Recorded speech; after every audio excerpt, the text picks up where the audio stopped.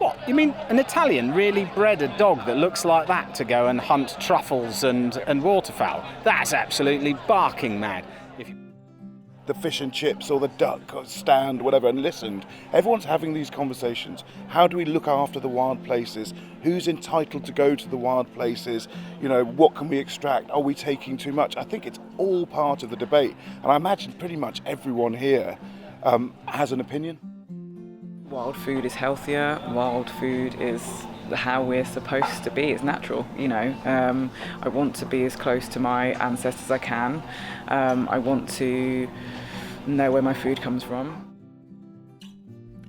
Hello everybody and welcome back to the Wild Food People podcast.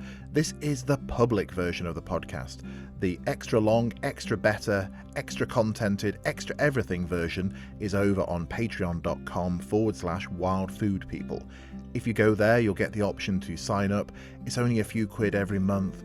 And what you'll do is, well, you'll get that warm feeling of supporting people who are doing good things. That's us. You'll also get extra content, early access to episodes, ad-free episodes, and a few extra bits here and there. We promise that we're going to use that money wisely, and we aren't just going to spend it on gin. Hello everybody and welcome to the Wild Food People podcast. We're live from the game fair, except when you're hearing this, the game fair was a couple of weeks ago because of scheduling. But we are recording here live. We are going to be going around recording interviews of people, having some conversations, asking people whether the game fair is still relevant to British conservation and countryside management. I think it is, but we're going to ask people if they agree. We're going to ask people what their favourite part of the game fair is, and we're going to ask them about wild food and what it means to them. And as well as that, we're going to be recording some of the vibe of the game fair, listening to some of the talks, listening to some of the conversation that's happening here anyway, and just, you know, taking away some of our interpretations of things, because I suspect it's not all going to go well. We are wandering around with a hand-painted sign on effectively a piece of plywood that I'm holding on a big hazel stick and holding out above people's heads. I've nearly hit about 5 people with it so far. I nearly hit the poor guy who was taking our tickets as we came in. So it didn't start well, and we've got a lot to get through. So we'll try and record live the first time I get kicked off a stand, and we'll also try and just get some of the little hidden surprises that are going to be coming up today. But if you are looking at wild food, if you are looking at getting into sourcing your own wild food, you should really come along to something like this. Come along to one of the big game fairs. So there's the Scottish Game Fair, and then they've got this one down here, which is normally in the Midlands, normally in the middle of the summer, because, well, from where I'm standing here, just sweeping across from one side to the other, we've got Yeti selling custom drinkware over there. We've got a big car dealership and people selling bits for cars and very expensive load bay boxes for the back of pickup trucks. But well over on the other side, I can see the Country Food Trust, I can see Countryside Alliance, Game and Wildlife Conservation Trust, the Field magazine. You can go within one sweep and talk to a huge range of people from different organisations and find different things that may be hidden from public view if you don't know where to look. So that's what we're going to go and do now. So who are you and where are you from? My name is Louisa Clutterbuck and I am the CEO of Eat Wild, who is the development board for wild meat. Wild food is my life. I am obsessed with making sure that we can promote the benefits of eating wild meat, especially venison and pheasant and partridge. I don't think people realise the nutritional benefits, high in protein, low in fat, and on top of that, all the work that really well-run shoots are doing for the environment. And that is our job at Eat Wild, to promote that to people who don't understand it. So today we are showcasing our venison bacon and pheasant sausages. Normally we put these out to commercial outlets and people away from the shooting community, but the game fair is an opportunity for us to show it to the people that raise the money for us and keep us going, especially at Blenheim, because it brings out a much more urban crowd, and it's a great opportunity for the countryside to educate those who come from the town. I love catching up with everyone from the shooting industry that I haven't spoken to, or I've been speaking to on the phone or on Zoom for the last year. I think you get a lot of work done actually in a really informal setting, and it's just really fun. Okay, my name's Mark Taylor. I'm representing Three Valleys and Landborder Shoots, based up on the Welsh borders near Oswestry. We run a wider farming business where we incorporate environmental stewardship schemes, which then actually works with the shooting as well. For me, my family, it's important that we know where our food comes from. As a farmer, we're growing crops, we're milking cows, we're growing meat. The shooting on the side of that, you can't get a better product than wild game, whether that's venison, whether that's partridge, pheasant, duck. And I think alongside that is actually understanding what we can actually forage from the wild habitats, whether it's a bank of wild garlic or something like that. So I think it's understanding what's at our fingertips and not letting it go to waste. And I think that's one of the things in this country is the amount of food waste that we allow to happen. You know, we are very much guilty of that as a country. I think the game fair is relevant for a number of reasons. It's an opportunity to meet with our clients and our customers. It's an opportunity to see what's going on in the world of game and conservation. It's a fantastic place to be socially. It's great to interact with people, new people, old friends. It's centrally located at the moment, so we can get to see all our friends from the south to the north, to Scotland, to Wales, even some Irish people. So it's been great. It's a great opportunity for that interaction. I'm Tom. I'm from a company called Thomas Jacks, who are the UK distributor for Pixra thermal imaging, amongst others. Pixra is our entry-level budget thermal imaging brand. The company behind it is massive and has been around a while. But yeah, we've been doing very well, got a lot of traction with it. It's good, healthy food that's, what's the word? Well, it's good for the environment, isn't it, really? You know, I'm not someone who's going to be shaking the kind of climate change banner at rallies, but it's the most eco-friendly food out there, and it is genuinely good for you, and it's really, really tasty. That nothing beats buying something that you know has had a really good life and a really good death as well, very close to you, and either the bloke that's shot it and butchered it has handed it to you or sold it to you, or you've gone and done it yourself, ideally. It's a great day out for the family. It's not just a gun show. It's not just a shooting show. I think they still have their place, 100%. But this is great for bringing people in who are not hardcore shooters and they're not hardcore hunters. They're people who are sympathetic to the countryside and the countryside ways, if you like. But they'll come and have a day out because there's lots of fun stuff to go and see and do. And from that, maybe they'll start shooting, or they'll start eating more venison, or they'll start buying thermal products. That means that I can go out and buy more guns and ammo, and I can go shooting a lot more. Hopefully, if I'm not working shows every weekend, which I've been this month. But anyway, I shouldn't complain about that because, you know, there's people here, I've got dealers here who spend a lot of money with us, who I only see at shows, and at the end of the day we all work hard. I've got up at some ungodly time this morning to drive here, but after the show's been and done, we've met loads of new people, loads of members of the public. We'll all sit down and have a beer together, and we're old mates together, and we'll probably set the world to rights on everything to do with guns, thermal, politics, you name it. I'm sure the subject will be covered. But yeah, it's just great. It's a great social thing for me because I'm old and I don't really have a social life anymore. So. My name's Richard Negus and I'm a hedge layer and a writer.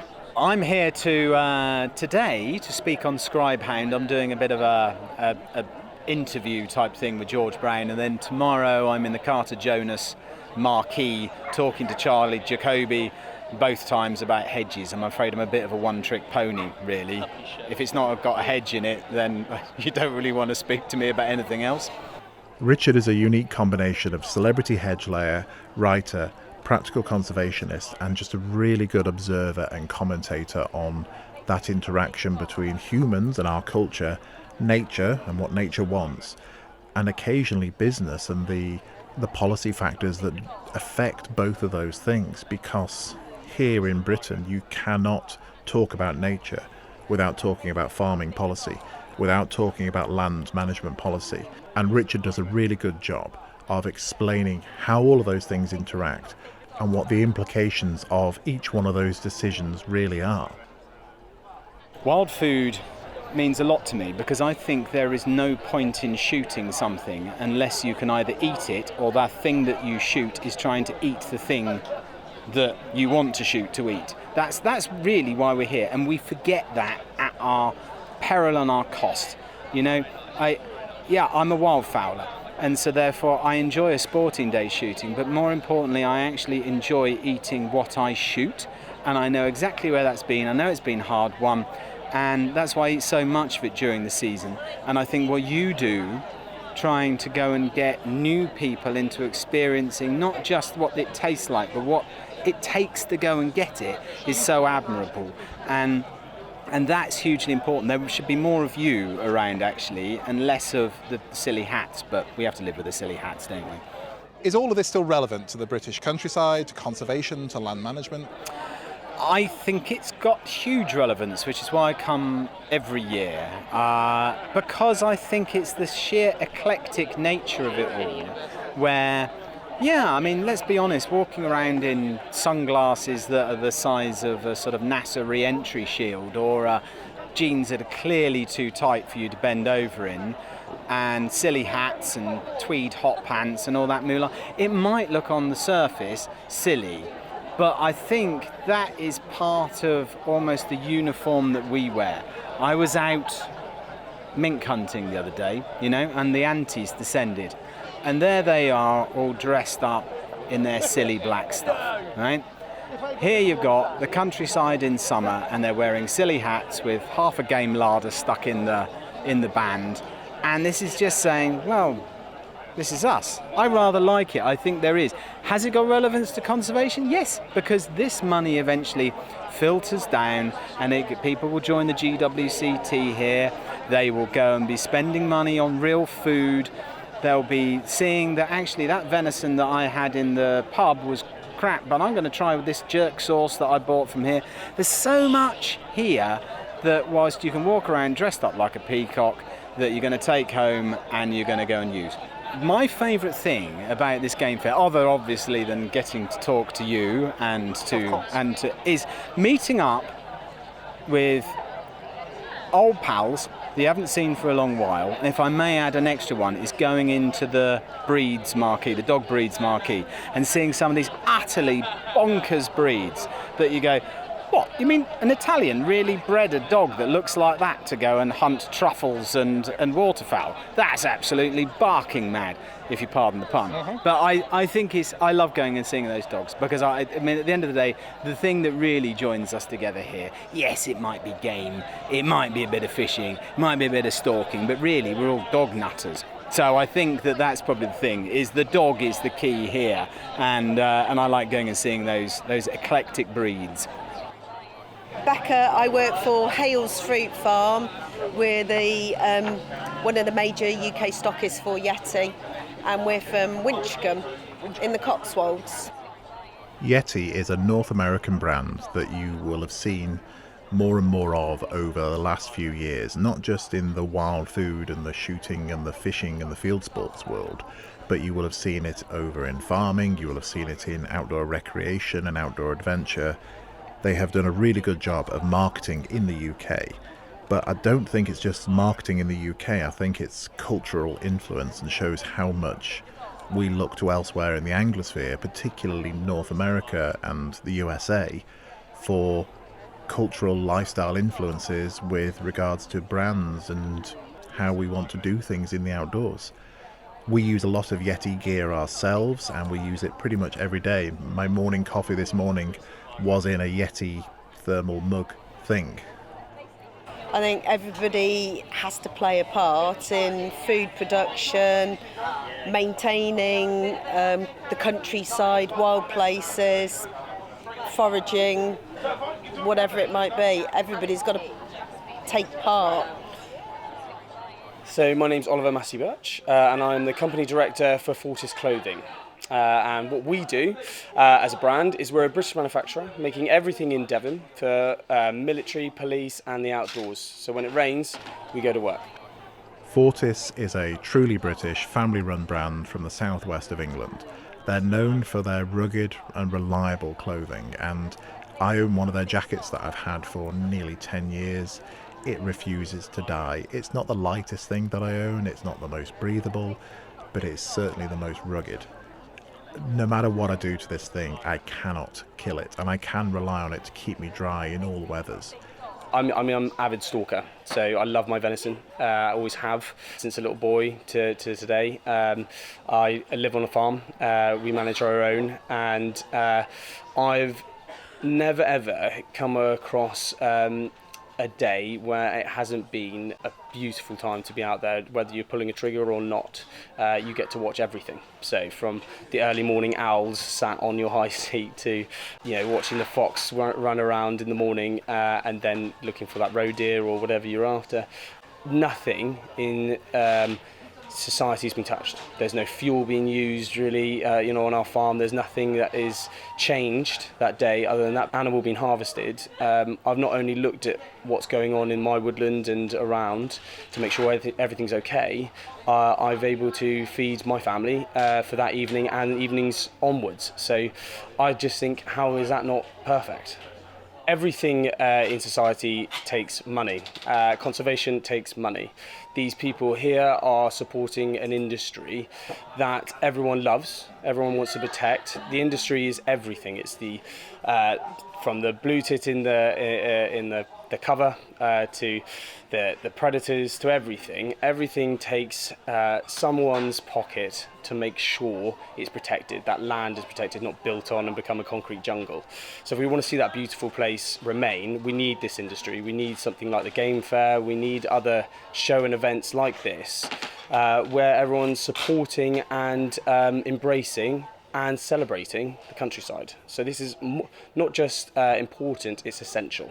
Britain we're famed for eccentric people, and I think you get an eclectic mix of everyone here, and I absolutely love it. And the stories, the people you talk to, I think if anyone outside the industry wanted to see what it's all about, this is the actual epitome of brilliant culture, brilliant people, and great fun. Andy Tarrant. I have a company called Tarrant Refrigeration, and we specialise in game larders.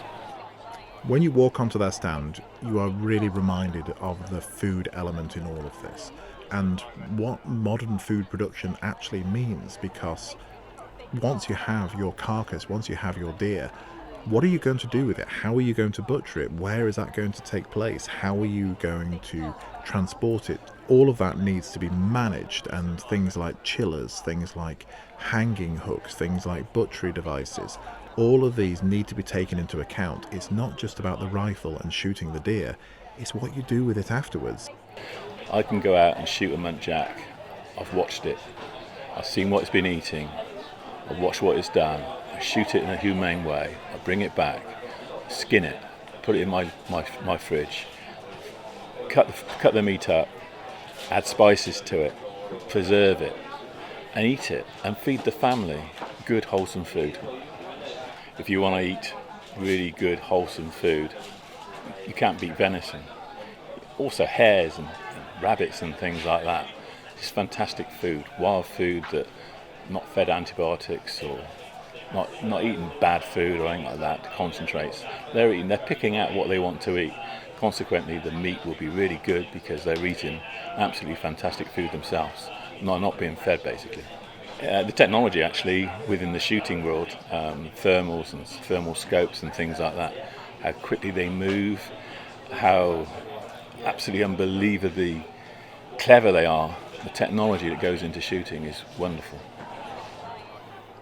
My name's Jeff Garrard, head keeper on an estate in North Essex. Wild food, it means everything, because I'm a producer of wild food. Everything that I do on the shoot, shooting pigeons, rabbits, hares, it all goes for human consumption. And people need to get out there and understand more about wild food and enjoy what wild food's all about, because it is a very tasty product. Jeff is a highly respected gamekeeper with decades of practical conservation experience under his belt.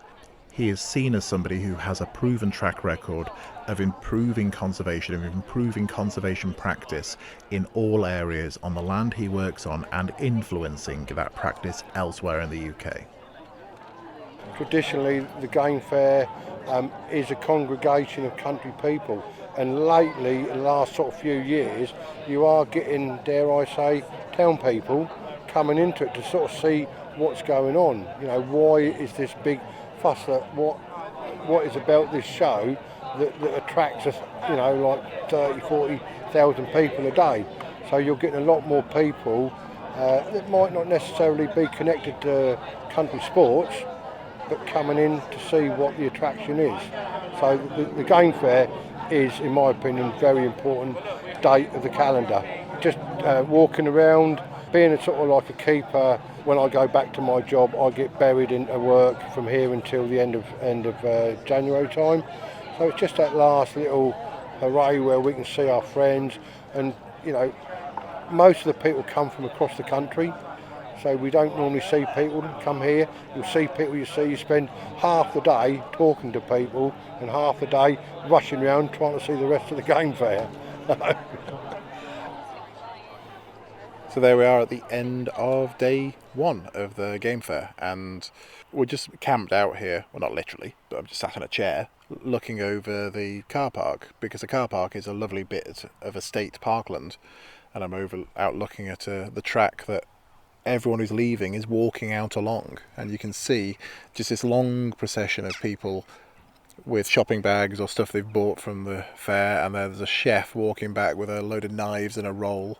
We've been sat here for probably an hour since we left quite late on in the show, and there's been a non-stop procession of people and cars and minibuses and things leaving the show, and helicopters, because the heliport for the show is just over there, over behind the trees. If a country show has its own heliport, then it's probably at the upper end of things in terms of average spend on the day. We're knackered, basically. We spent most of the day talking to people or waiting to talk to people, and or just moving through the crowds, holding up a massive sign on a stick. So apologies to anyone I hit with a sign, I didn't mean to. And thank you to everyone who came up and said hello and recognised us from the podcast, which always is really nice, but also slightly freaks me out because I'm not expecting it, really. Mostly this is kind of a one direction affair. We talk into the microphones, then you listen to it, and then when the humans on the other end of this come along and say hello, it's really good. But there is a 20-second period where I go, how did you hear about? Oh yeah, I put it out there in the real world. What we came here to do was to talk about those things that weren't really shopping, that they were conservation and relevancy of this event to modern conservation in the British countryside and wild food. And we haven't had to shoehorn that conversation in. We've really been able to just get into it straight away. In fact, people have walked up to us and started talking about the wild food element of it. It's like, wild food, are you talking to people about wild food? Right, yeah, you should do more of that. And you need to do this, and you need to talk about the deer problem, and you need to talk about this. People are really ready to talk about that subject and conservation and land management in a way that you wouldn't get if you were at the Kendal Mountain Film Festival or some other outdoorsy kind of event. You know, people here are talking about real problems, but also about the practical solutions to them. So we're going to try and get a bit more of that tomorrow. So for you listening, this is probably halfway through the show. You probably haven't heard much of us talking in it because we have spoken to a lot of people. We've had some great interviews, and the conversations we've had kind of off the air have been even better because they've led on to we've picked up some future guests, we've picked up some future collaborators for different projects, and just some people who are, you know, this person is making this thing and we think this thing is going to be better for the work we're doing in conservation or the work we're doing in land management. So we're going to talk to them about that and see if we can find a way to be able to use it. So it's all good, but you need to come out to fairs like this in order to have those conversations. And then if you've got friends in this world, you can meet up with them. And we spent basically the middle of the day walking around with Richard Negus and Callum McInerney Riley, who respectively are, well, one's a hedge layer and writer, and the other one is a fabulous photographer a commercial photographer, does portraits, does products, and you'll see a lot of his work in sort of shooting and fishing magazines like The Field and Shooting Times and stuff like that. He really does capture the soul of those moments out in the field. And we just wandered around the show looking at stuff and talking to people that between the four of us we all knew, and there was a lot of overlap as well. You sort of say to this person, oh hello, oh you're here with him, how do you know him? And it's really not that big a world, this field sports hunting wild food world. eat something that if you put the effort into, you can really make connections with. So if you're looking at hunting, if you're looking at field sports and saying, well, that's just rich people, I can't get into that, most of the people I've spoken to today are earning average salaries. You know, I don't think I've spoken to one titled gentry, lord, lady, peer, anything. They're here, obviously, but everyone we've spoken to is earning the average wage, I'd say, for their age. But they just happen to be in this world because this world is important to them. So if you want to be in this world, you can do it. There's opportunities here, and you've got to go out and find those opportunities. And places like this, that's where those opportunities are. My name's Jonathan. I'm from a company called Cheshire Gun Room. We are a sporting gun retailer. We have 2 shops, one in Stockport and one in Bolton, so sort of north and south Manchester, you could say.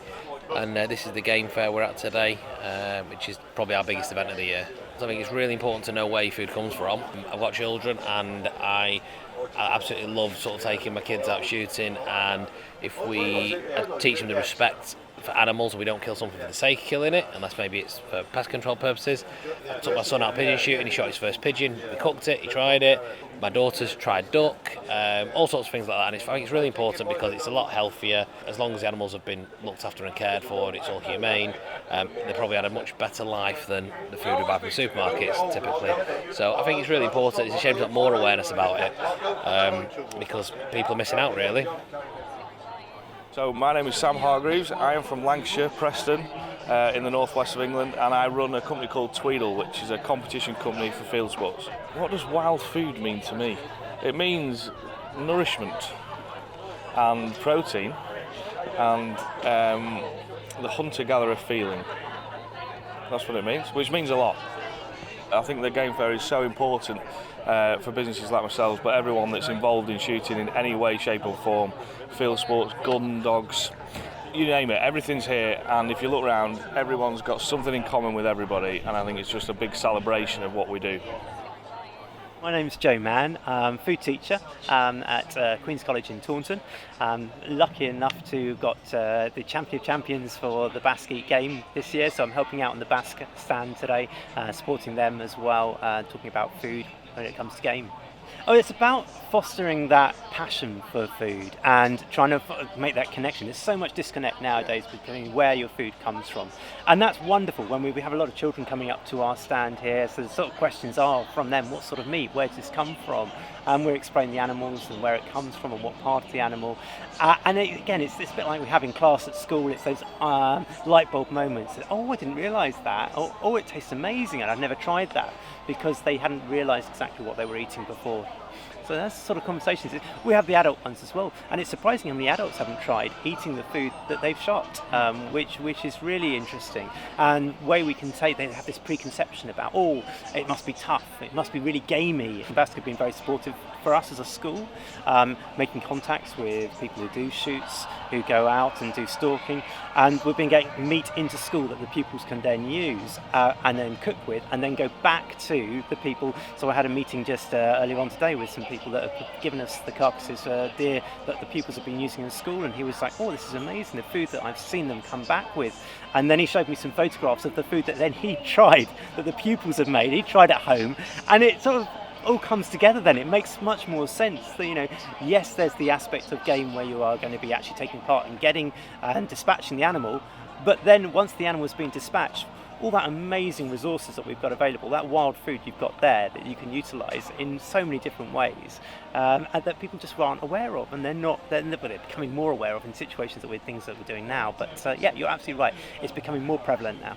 Wild food means to me eating the seasons. It means knowing exactly where the food comes from a food provenance point of view, and being able to cook food and openly and honestly being able to say, I believe and I know where that food's come from, I know the story behind it, and I feel hand on heart confident about where that food comes from, and it's come from a good place, and the food that I'm going to make you is therefore better food.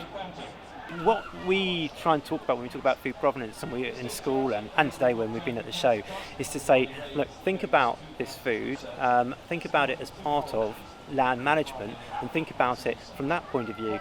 Because so many people, when we're talking to parents from pupils at school, and they say, "Oh, you're going to give them some game meat that's been shot, or that's not humane, or that might not be right." Well, you say, "Well, look, actually, what those deer are doing is they're damaging crops, they're damaging food crops, and we have got countryside management companies going in, dispatching those deer that are causing disruption to the crops.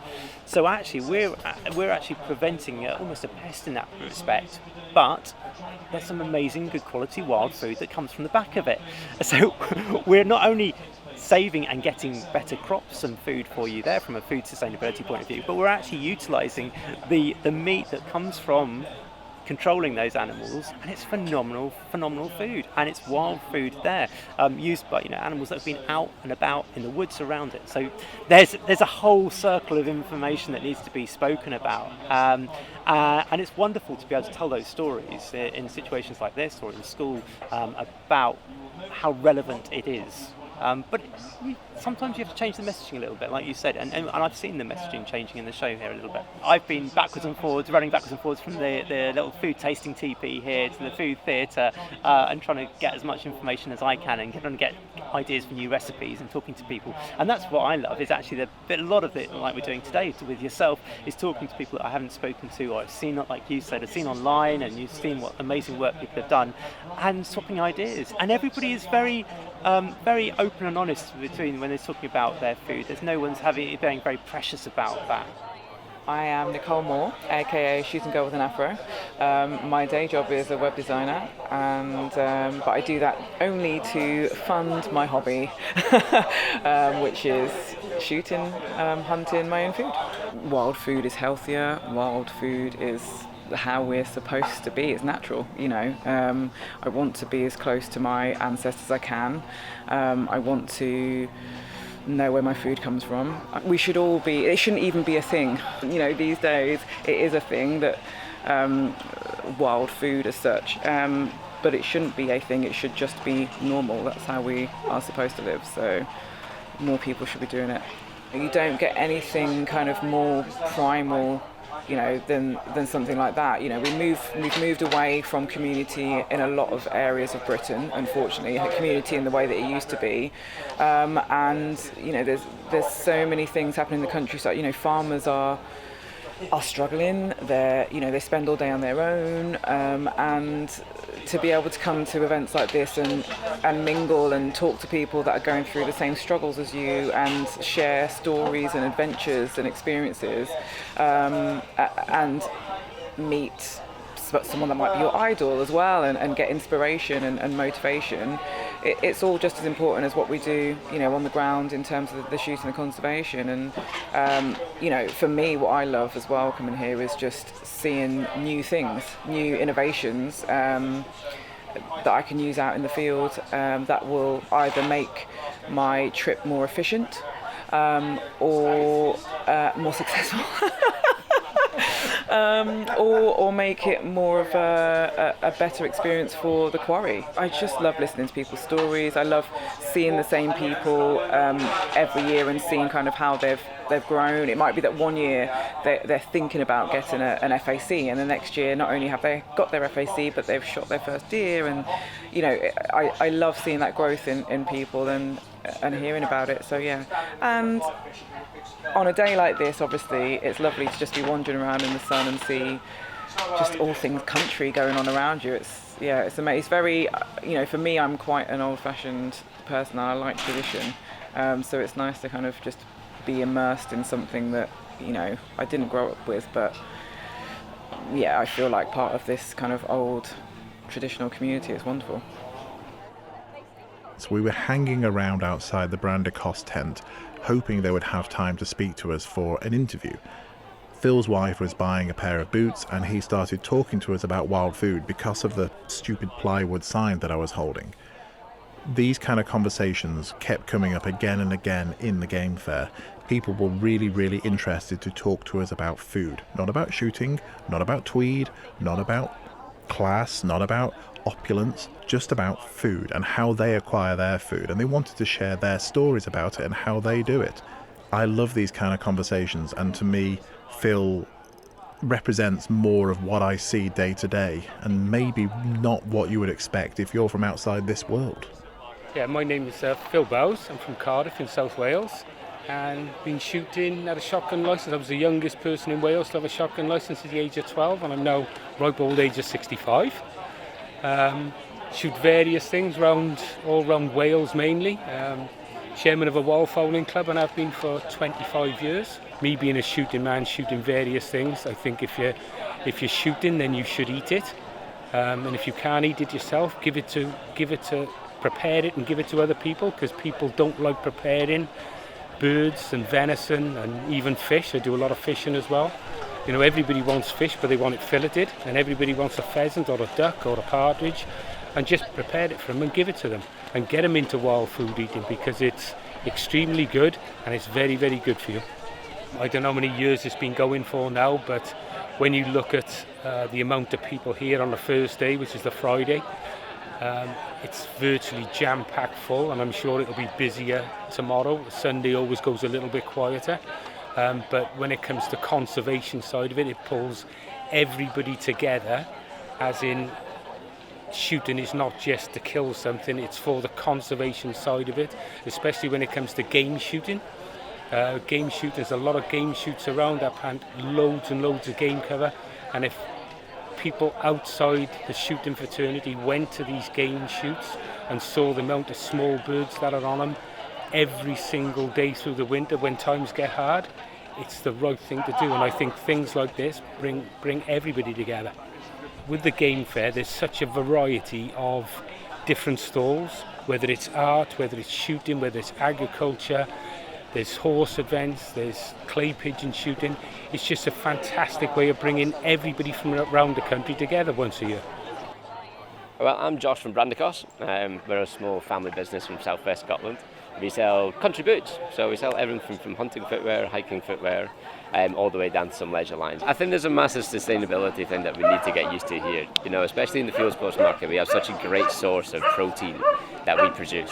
So, you know, I think it's something that wild food is something that we really need to embrace. We need to kind of bring back, you know, support people that are producing and out there foraging and also producing like clean, healthy means of protein, supporting our butchers, getting ourselves out of the supermarkets and, you know, supporting the people that are trying to do some good. In the UK, we're very privileged to the idea that there's such a heritage in field sports. You know, it goes back hundreds of years. But yes, if you're looking outside in, it might be something that you could be like, you know, this is more of a fashion parade than anything else. But it's very important to remember that there is a style, there's a way to dress. There's almost a dress code for a lot of people that, you know, especially on the moors or, you know, on the shoot days. And even stalking over here too. The game fair is the big event. It's the one that everybody wants to come down to. And it's something that we get to see all our friends from the other stands. And often there's people that we spend about 10 or 12 weekends out of the year with. So it's always really nice to come together, see what everybody's up to, see what's new, see what's out there, and also have a few beers along the way.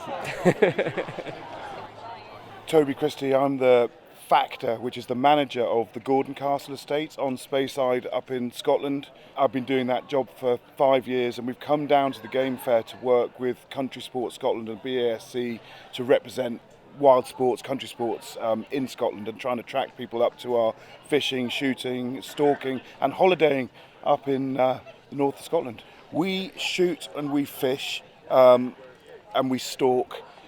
Most of our fish now is returned to the river because we have a strong belief in trying to keep fish in the river. But every single edible thing that we shoot, we consume, we eat. All our pheasants, all our duck, all our pigeons, all our deer, we eat. And I think that's really important. And people love the thought that they know where their food comes from. That, you know, a duck on the Gordon Castle Estate has had a much better life than a chicken in a shed. And so, you know, it until the moment it dies, it's lived a pure wild life. And we're very careful. We have a phrase, you know, you talk about the harvestable excess of the animals on your land. So, you know, we know we've got, you know, 1,000 duck. We know we've monitored all this season to see how many chicks have come through. We know how many ducks we can take to maintain the levels. So we'll never take more than that. It's an excess that, you know, we will share with nature. So I love the fact that most of the meat I eat, in fact almost all the meat I eat comes from wild land, and it's got no hormones in it, it's had a good life, and I really try and push that on others. I think it's important that we give people the meat in the way they want it. So if they want a burger, they get a burger. If they want slabs of meat, they get slabs of meat. But a lot of people are a bit put off by a great big shoulder of venison or a big haunch of venison. So you try and give it to them in a way that equates to what they might see in a supermarket. And I have to say, wild duck is the most delicious thing. If I ever get caught for the crimes I've committed, and I'm going to be executed the next day, wild duck will be my last meal. That's what wild food means to me, my last prison meal. I think that we're at the heart of a national debate on what the countryside means, who owns the countryside, what you're able to do in the countryside, where our food comes from, and all that is hugely relevant. And I think if you walked around today and listened to the conversations, all those things would come up. So if you go over to the fish and chips or the duck stand, whatever, and listened, everyone's having these conversations. How do we look after the wild places? Who's entitled to go to the wild places? What can we extract? Are we taking too much? I think it's all part of the debate. And I imagine pretty much everyone here has an opinion. Everyone's come out for the day. Everyone's happy. There's no trouble. Everyone's dressed up. It's a communal event. I don't know how many thousand people are here, but weirdly, you did bump into people, I think it's an important thing for country folk to get together. And even me from the top of the country, I'm bumping into people I know down here. So that's what I love. Tackling Minds is a mental health fishing organisation that supports people from military backgrounds with PTSD issues. We work alongside the NHS mental health organisations where we deliver a number of sessions in the northwest region with a big strong volunteer base with volunteer angling coaches, getting people out into nature, socialising, and reaping the many benefits fishing has to offer. Every year the Game Fair chooses a couple of charities to donate some of the proceeds to. This year Tackling Minds were one of those charities. Being outside in the green blue spaces now just naturally opens up those conversations that people wouldn't necessarily open up in an environment where you are maybe making eye contact. So when you are looking out of the water or looking out into nature, those conversations naturally happen. I think a lot of people who approach us are very intrigued as to what the organisation stands for. One in three people suffer with mental health issues. So you always wonder, is that person, is it resonating with that person because they're having their own struggles? So we'll go over, we'll speak to somebody, and but you'll find as well, because we've had quite a lot of publicity that's been on Motor and White House and Sky News, BBC, etc. Quite a number of people already know who we are, so they come over, introduce themselves, and you can head over to our website, which is tacklingminds.org, and we are very active on all social media platforms, so your Facebook, your Instagram, Twitter, X I should say. My name's Callum McInerney Riley. I am a photographer that has unexpectedly been thrown into field sports. Technically I'm on a photography mission, but I am wandering around the show today to see what's on offer, the opinions of some of the people and the guests that are here, and really just understand more about the countryside and rural issues. If you've picked up a copy of the Shooting Times over, the last 2 years, the last 3 years, there's a very good chance you will have seen some of Callum's photography work, often on the cover. You will have also seen his work in other field sports and fishing publications, in photography magazines, and just elsewhere online. He's a fantastically talented commercial photographer, but he's also a really talented angler and has a real passion for wild food and for cooking outdoors. And he is a friend of mine, but every time we speak on the phone or speak in person, we just end up diverting to talking about the latest thing we've cooked, or this adventure we've been on, or planning another adventure. I love my conversations with Callum. They never end up where I expect them to, but it's always centred on a real, honest desire to get the best wild food we possibly can. Well, I'm lucky enough that when we go out shooting, I'm just taking pictures, but I get to take the spoils and cook pigeons and rabbits and venison and partridges and everything else, pheasants of course. So yeah, wild food is all of the things that other people harvest, and I pick up like this scavenger of wild food. But yeah, I love it. I think we should be, since being involved in the industry, I've eaten far more game. Never used to eat game before, and now I question whether to buy a chicken when you can have, pheasants, partridges and stuff. They're just as delicious. Might have to cook them slightly differently, but there's just plenty of wild meat available, and you're doing positive good for the environment. You take a pigeon out, that's good. You take a deer out, you're saving trees. There's plenty of wild meat available, and it tastes bloody lovely if you cook it over fire and make it taste delicious. So yeah, that's what it means to me. A show like this does bring in a subset of people that are, die-hard country folk, probably people that have been raised in rural communities. They all wear shuffles and, they all have spaniels. I'm a spaniel owner myself, so I've kind of ticked one of those boxes. I know from being part of this industry for the past 4 years that most of these people are solid conservationists at the heart. They absolutely love shooting, and there's nothing wrong with enjoying shooting as long as you're doing it for the right reasons. You are protecting habitat, you are doing pest control, whatever it may be. You are entitled to enjoy the sport that you like, providing you're not shooting things for the sake of shooting things, because that seems a bit wrong to me.